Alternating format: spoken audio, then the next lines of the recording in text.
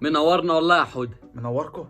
انا مستغرب من المعامله الحلوه دي بصراحه. ليه يا ابني؟ ده انت اخويا يا جدع. اخويا ولا ابويا؟ ده بيعتبرك واحد من عياله. ابوك انت بيحبني انا؟ ده انا يا ابني مستغرب ان انا عديت من قدام بيتكم وكمان دخلت من باب الشقه ولسه ما انكرشتش. اكيد ابوك تعبان. لا يا عم مش تعبان ولا حاجه، وبعدين مين ده اللي يكرشك؟ ده بيتك يا جدع، في حد ينكرش من بيته برضه؟ بيتي؟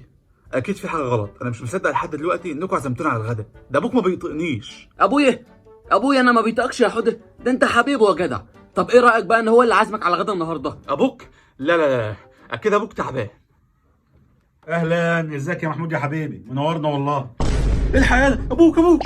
ايه يا ابني مالك في ايه؟ ده ابويا عادي يعني. انت خفت ليه يا محمود يا حبيبي؟ ده انا حتى عازمك على الغدا النهارده.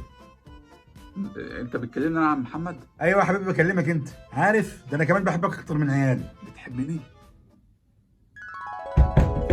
مين الحيوان اللي عمال يخبط ده؟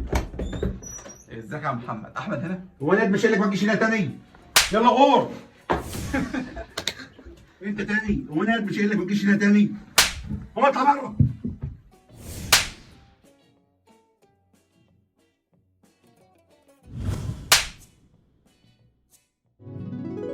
انا والله ما عملت حاجه، والله ما عملت حاجه.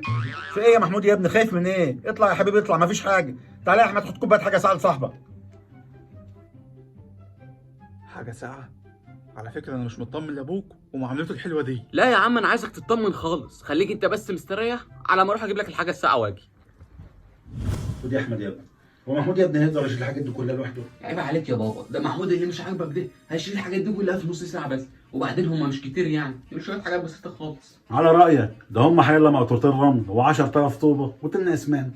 حاجات بسيطه خالص. طب والغدا يا ابني نعمل له فراخ ولا نحط له شويه العدس اللي فضل من امبارح وخلاص؟ يا عم حط له العدس وخلاص، هو هيعمل ايه يعني؟ دول حيلا شويه رمل. انا عارف، ما طول عمره تفص. يلا.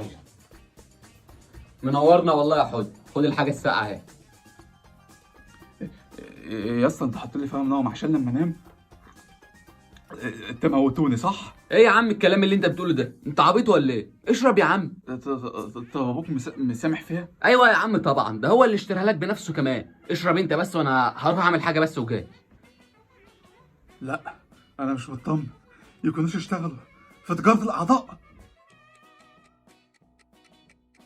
يلا يا محمود. ايه خلاص هتقطعني؟ لا انا مش عايز اتقطع، مش عايز اتقطع. ايه يا ابني مالك؟ ايه ده؟ في ايه؟ انا مش فاهم ايه الافكار اللي بتيجي في دماغك دي. كل الحكايه بس ان في كام حاجه تحت هنطلعهم فوق لحد ما الجماعه يجهزوا الاكل. طيب اذا كان كده ماشي.